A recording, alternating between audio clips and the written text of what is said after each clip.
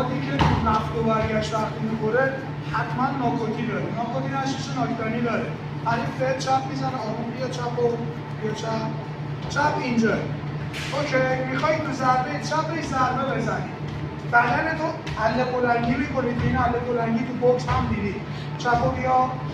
همین عله قلنگی از بالا کروس رو میبینی، دست مخالف کامل تو فکته. آروم بیا. از عله قلنگی بدن استفاده میکنی، منتها نگاهت رو به حریفه، نگاهت همزمان با ضربتی نباید رو به پایین باشه که بتونی ادامهشو بری. بیا بکن. از بالا میگه برای فکر میخوای پا بزنی، میخوای دست بزنی، دست میزنی. پس این عله قلنگی بدنه اینجا خیلی مهمه.